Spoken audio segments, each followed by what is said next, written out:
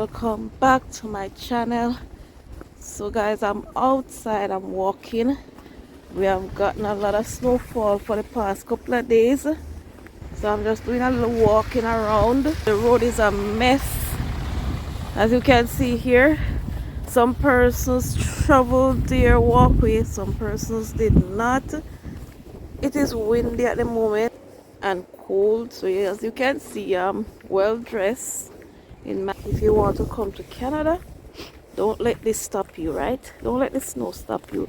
It's a good experience. Look on the road. It's a good experience. Don't let the snow and the coldness stop you. It's a good experience for you, so you can come. Come on. There are so many ways in which you can come to Canada, guys. A lot of ways, but you know, the government now they're changing up a lot of things re-immigration, so you have to be mindful of that. But there are still ways in which you can come to Canada. For example, if you just want to come to visit, you can always come as a visitor, spend the allotted time that you are given and explore the country, you know, get to know Canada for yourself, you know, because Canada has a lot to offer, no matter what others may say about it. It's a beautiful country. You have some very nice people here, great opportunities, especially for the young people.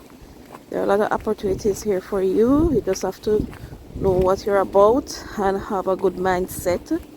You know, if your mindset is not right, you can't be successful here, you know. You have to be resilient. Yeah. So, but as I was saying, you can come to Canada as a visitor. That's the first thing. I know there are some person may say it is so hard to get a visitor visa because of the requirements, the things that they ask for, as when you applying for. I'm going across the road, guys. Yeah. So when you're applying for a visiting visa, there are so many things that they require of you, and that's true. I'm going to name some of the things that they may require from you when you're applying for a visitor visa. When you're applying for a visitor visa, the first thing you must make sure of is you have a job. If you are an adult, if you are not in school, so it's either you have a job or you are studying. Make sure of that. Make sure you have an income. Or if you are a retiree, if you are a retired person, that's okay too. The next thing is, so you know, that will help to give you tithes in your country. Not just having kids, because you can have kids and not working, not a retiree, not going in school. So the kids alone cannot be tithes to your country, right? So they're gonna ask you for that. Also, make sure you have, if you're gonna sponsor yourself, if you're the person paying for your trip and all of that, make sure you have savings. Make sure you have a bank account, guys. So make sure you have a bank statement with a little money in the bank, so you can prove to them that you can, you know, provide for yourself while you're here in Canada if you are not being sponsored by somebody else. As a visitor, you're gonna need an invitation letter from someone who is in Canada. It could be a friend, it could be a family member. Yes, you need that letter, and that letter should state when you're coming, the relationship to the person that you're coming to, your address that you're gonna stay. It should state, it could state a lot of things.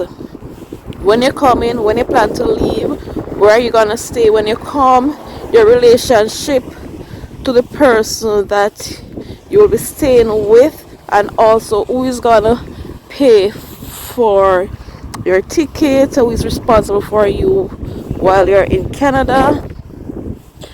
And it could also tell, you know, what you plan to do when you're in Canada. Are you gonna explore the Canada? Are you gonna, you know, shop? What are your plans for what you plan to do while you're in Canada? So you can, let me go over here. You can include all of that in the letter. The more information you give, you know, be honest. Yes, be honest with everything. And also, yeah, so those are the main things that you should include in the letter. The invitation letter that you get from the person. So you need a letter, you need a bank statement, you need to have tithes to your country, tithes to your country, yeah. Whether you're working, whether you are retired, or whether you're a student, you need to specify that. What else would you need to do? So yeah, those are the basic things that you need when you are applying as a visitor.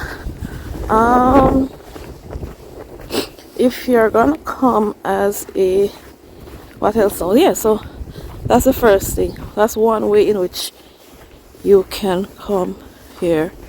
So if you decide you just want to come as a visitor, that's the way in which you can come to Canada. You can come as a student or as a worker. In another video, I will talk to you about how can you come as a student and what are the best courses to apply to if you're coming as a student. A long time we don't walk like this for, you know, from probably up in October, November, August. From in August I walk, get a good walk. You know, walk again. You know why, guys? Now this summer I used to do a lot of walking before my sister passed away. May her soul rest in peace. And whenever I go for a walk, my sister